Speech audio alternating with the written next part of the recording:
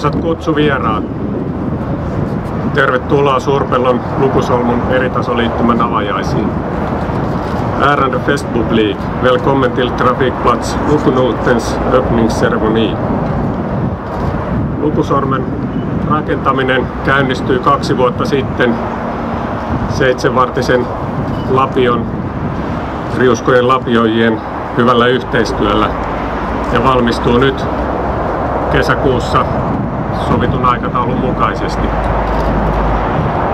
Liittymän rakentumisen aikana myös Suurpellon rakentuminen on edennyt hyvällä vauhdilla ja asukkaita on jo yli 2000. Kun aloitettiin, asukkaita oli vasta muutama sata. Onpa rakentamisen aikana pesiytynyt pellon laidalle myöskin lauma vihaisia lintuja. Niiden suosio oli ainakin alkuun sitä luokkaa, että olisi jo silloin tarvittu eritasoliittymää, että kaikki puiston käyttäjät olisi paikalle päässyt. Myös elävämmät linnut ovat löytäneet Suurpellon ja noiden rakennettujen katupenkereiden väliin jääneet korttelialueet ovat muodostuneet kohtalaiseksi lintukeitaaksi. Eräs lintuharrastaja on kuvannut niitä sanoen, että vesolintuja ja kahlaajia on yllättävän runsas laji ja parimäärä pienellä alueella. Pesimälajeja punajalkaviklo, töyhtöhyyppä, pikkutylli, nokikana, harmaasorsa, lapasorsa ja telkkä ja muuttolinnusta on havaintoja mustaviklosta, lirosta ja keltavästäräkistä. Täytyy vaan toivoa, että toi Vikkulan Pekka saa nuo tontit tuosta myytyä ennen kuin joku rupeaa suojelemaan niitä. Liikenteellisesti ja katujen rakentamisen suhteen Suurpellossa on alusta saakka edetty etupainotteisesti, joka takaa sujuvan kulun nykyisille ja tuleville asukkaille ja toimijoille.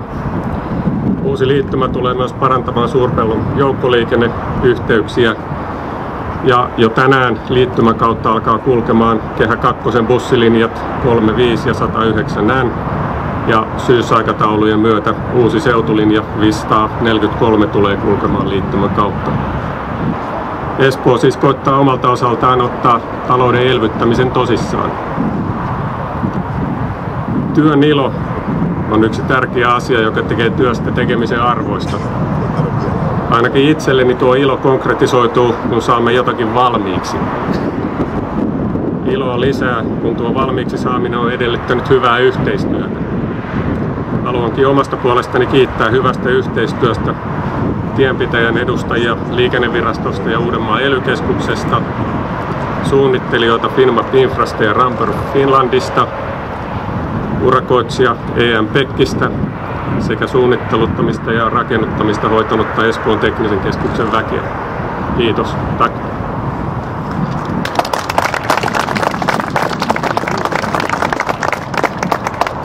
Seuraavaksi kuulemme tienpitäjän eli Liikenneviraston tervehdyksen rakennuttamisosaston johtaja Pekka Petäjäniemi, ole hyvä.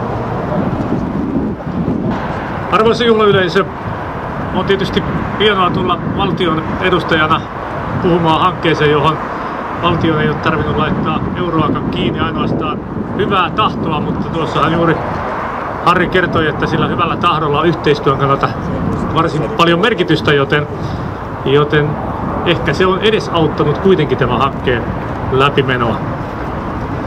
Silloin kun Kehä 2 rakennettiin tässä valmistui vuonna 2000, niin sillä asetettiin muutamia tavoitteita, tässä perusteluna oli muutamia tavoitteita. Muun muassa Espoon rakentamisvyöhykkeiden yhtenäistä yhdistämistä ja aluekeskusten saavutettavuuden parantamista sekä Kehä 1 ja Kehä 3 kuormittumisen vähentämistä. Edelleen pitkämatkaisen läpiajoliikenteen saamista pois katuverkolta. Nämä oli merkittäviä tavoitteita, mutta sellainen, joka tänään oikeastaan on nähtävissä hyvällä esimerkillä, on se, että tavoitteena oli mahdollistaa Espoossa maankäytön ja liikenneverkon tukeutuminen Kehä 2. Ja tästähän nyt varsin hyvä ja erinomainen esimerkki on tämä 2 vuoden rakentamistyön jälkeen valmistunut Lukusolmuksi nimetty eritasoliittymä. Tällä liittymällähän todellakin uusi maankäyttöalue nyt sitten yhdistyy Kehä 2 ja sitä kautta valtion tieverkkoon. Liikenneviraston edustajana haluan onnitella Espoon kaupunkia tämän merkittävän investoinnin urakan valmistumisesta. Liikenteen julkisen rahoituksen hiipuessa tulee entistä enemmän yleistymään tämänkaltainen malli, missä investointi tehdään maankäyttömaksuilla, eli rahoittajina ovat alueen maanomistajat. Normaalistihan tämänkaltaiset hankkeet on edenneet sillä tavalla, että kunnat ovat rahoittaneet sen ja se on ollut puhtaasti kuntarahoitusta, mutta Espoo on todellakin tiennäyttäjä mallissa, missä todellakin ne, jotka hyötyvät tästä hankkeesta, niille kohdennetaan myöskin kustannukset. Liikenneviraston näkökulmasta on hienoa ollut huomata se, että tässä eritasoliittymän yhteydessä on panostettu merkittävällä tavalla myöskin turvallisiin kevyen liikenteen yhteyksiin. Tutkin sen verran tämän hankkeen taustoja, että näin, että 6 siltaa tehtiin, joista peräti 5 on kevyen liikenteen käytössä, joka suhteessa osoittaa ihan merkittävää panostusta tähän kevyen liikenteen väyliin. Tämän lisäksi tietysti nuo melusuojaukset on sellainen, joka pistää kyllä silmään oikein positiivisella tavalla niin, että toivoisin vastaavanlaisia ratkaisuja muuallekin tulevan. Liikenneviraston puolesta haluan vielä kerran onnitella Espoon kaupunkia, urakoitsijia ja suunnittelijoita merkittävän liikenneinvestoinnin nopeasta ja laadukkaasta käyttöönotosta.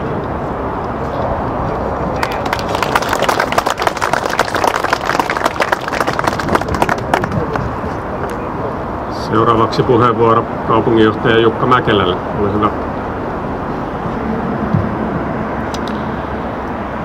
Arvoisat kutsuvieraat, ärade gäster, mina damer och herrar.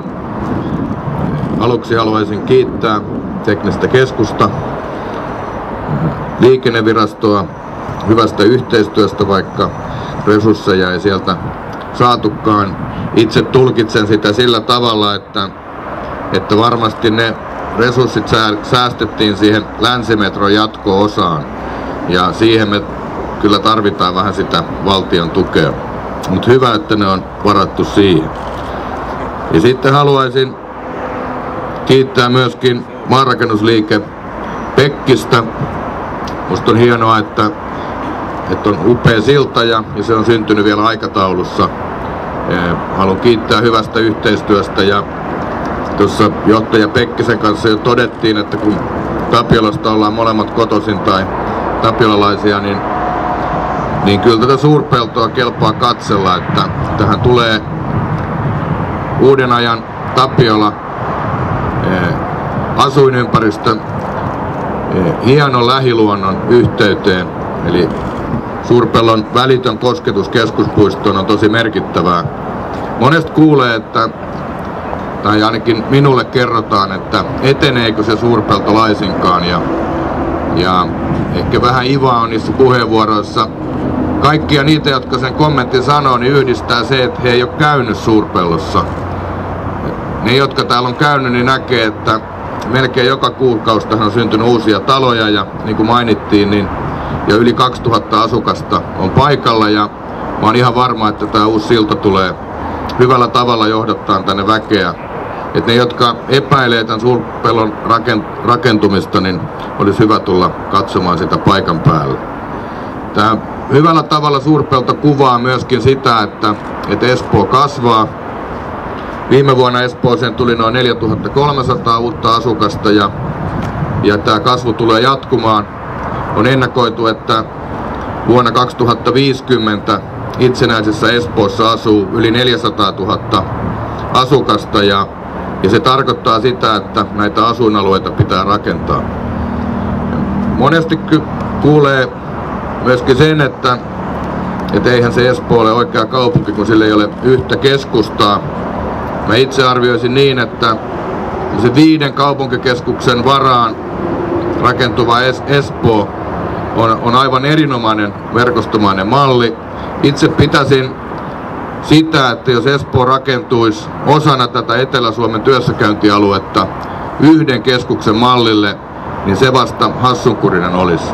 Mä näen, että tämmöinen verkostomainen 5 kaupunkikeskuksen malli, missä on useita paikalliskeskuksia, niin on paras tapa kehittää Espoota taloudellisesti, ekologisesti ja sosiaalisesti kestävällä tavalla. Arvoisat vieraat, on hieno hetki todistaa Suurpellon uuden maamerkin lukusolmun valmistumista.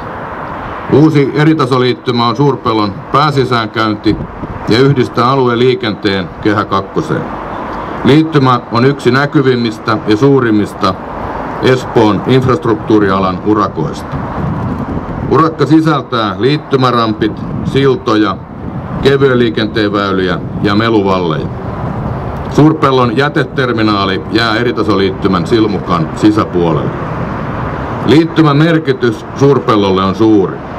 Lukusolmun avulla saadaan Kehä kakkosen Suurpeltoon tuleva liikenne, myös kevyt liikenne ja joukkoliikenne, kulkemaan alueen läpi ja palvelemaan asukkaita entistä paremmin. Lisäksi uusi liittymä tulee helpottamaan myös Henttaalla ja Mankkaalla asuvien liikkumista.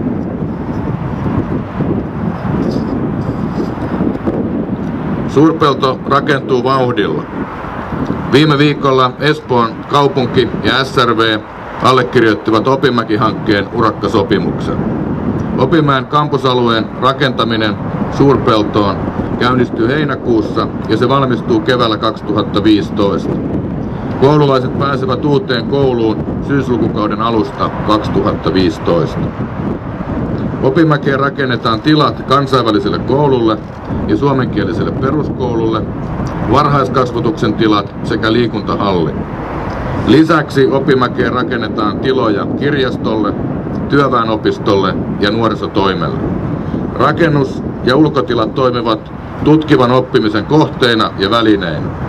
Lisäksi kaikki Opimäen tilat palvelevat myös kuntalaisia.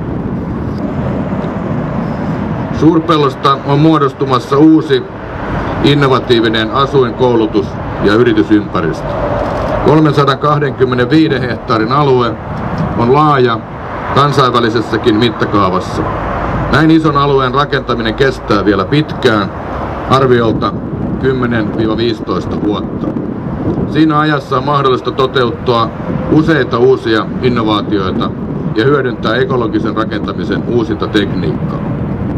Loistava sijainti hyvien pääväylien varrella, Tapiolan, Otaniemen ja Keilaniemen läheisyys sekä lyhyt matka Helsingin keskustaan ovat Suurpellon vahvuuksia. Toimivalla katu- ja tieverkostolla ja kevyen liikenteen kulkuväylillä kaupunki turvaa kaupunkielämän perusedellytykset. Yhteistyömme valtion liikenneviraston kanssa on tiivistä ja hyvä. On tärkeää, että myös liikennehankkeessa huomioidaan viihtyisyys ja ympäristönäkökulmat ja että myös kaupunkikuvallisia arvoja kunnioitetaan. Lukusolman liittymä on tästä hyvä esimerkki. Kiitän vielä kerran kaikkia hankkeen toteutuksessa mukana olleita, suunnittelijoita ja rakentajia onnistuneesta ja aikataulussa pysyneestä urakasta. Haluan toivottaa teille kaikille erinomaista kesää ja önskar alla varm och vacker sommar.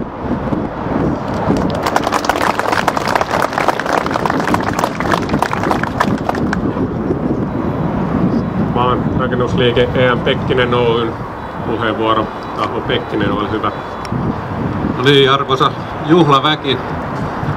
Tällainen nauhanleikkaustilaisuus on meillä rakenteella vähän semmoinen kaksipiippunen juttu. Ollaan 2 vuotta täällä rakennettu ja nyt tää työmaa pikkuhiljaa valmistuu. Ja ei ole ihan varmaa tietoa sitten jatkotyöstä. Oli mukava kuulla tuossa sinänsä, että Espoon kaupunki ainakin elvyttää. Ja ilmeisesti rahaa on vielä jäljellä niin, että voidaan näitä infrainvestointeja täällä Espoossa rakentaa jatkossakin. Tietenkin toivoisi sitten, että jotkut viisaat valtionhallinnossa sitten ymmärtäisi sen, että rakentaminen on aika hyvä elvytystoimi ja toivoisi tietenkin tämmöisiä ratkaisuja sitten valtio. 2 vuotta me ollaan suurin piirtein rakennuttu. Tässä on tosiaan, niin kuin kuultiin, 6 siltaa, meluseiniä, ramppeja, näin poispäin. Jos jotain lukuja haluan sanoa, niin muun muassa harjaterästä ollaan asennettu noin 1 miljoona kiloa, että se ehkä vähän näitä betonitöitä kuvastaa. Mä haluan kiittää tietenkin kaikkia yhteistyökumppaneita, erityisesti omaa väkeä.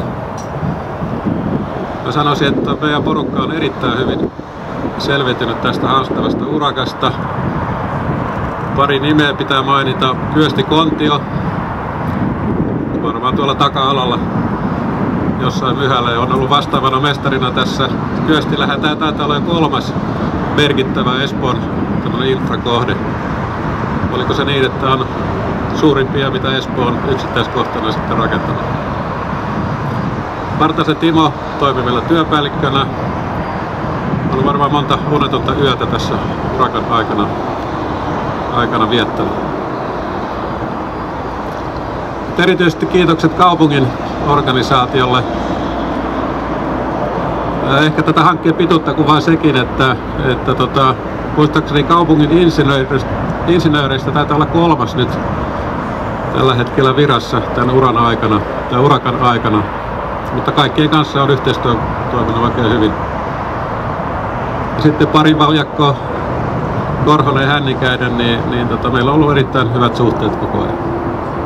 Urakka-aikahan meillä päättyy tosiaan tämän kuun lopussa, mutta mainittakoon, että me ollaan samaan aikaan tehty kyllä tässä lisätöitä jonkun verran. Äsken mainittiin tämä jäteterminaali, siihen tehtiin varusteluja.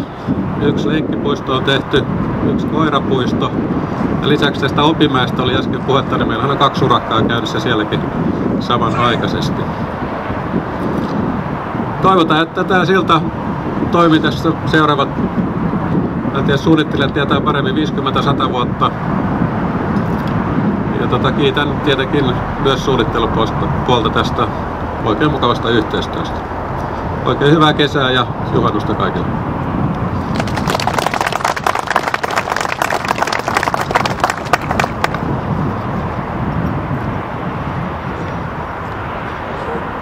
Vielä kerran tarvittaisiin yhteistyötä, että saataisiin oikeasti tämä väylä auki. Eli haluaisin kutsua nauhaa leikkaamaan Liikennevirastosta Pekka Petäjäniemen,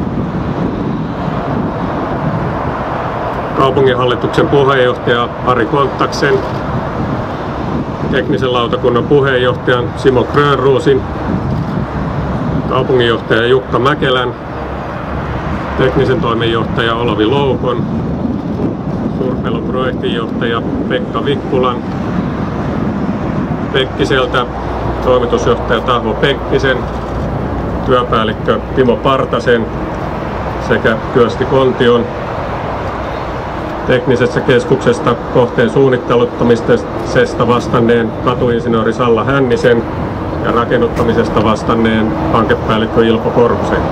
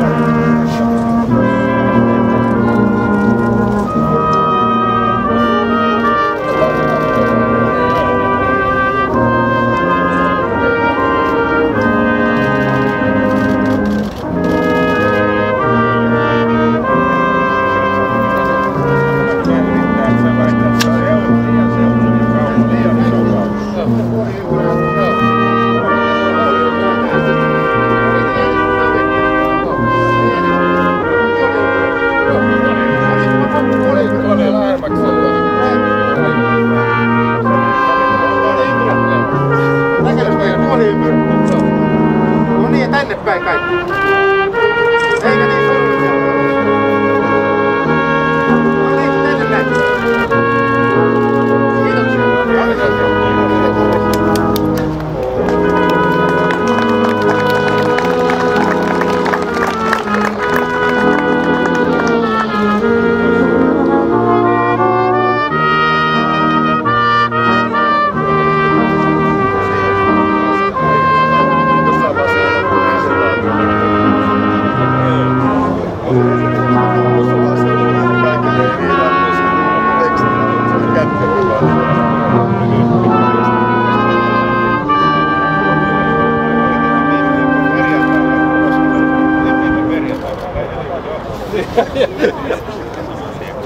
Kyllä kaikki onnistuu. Tilausta vaan.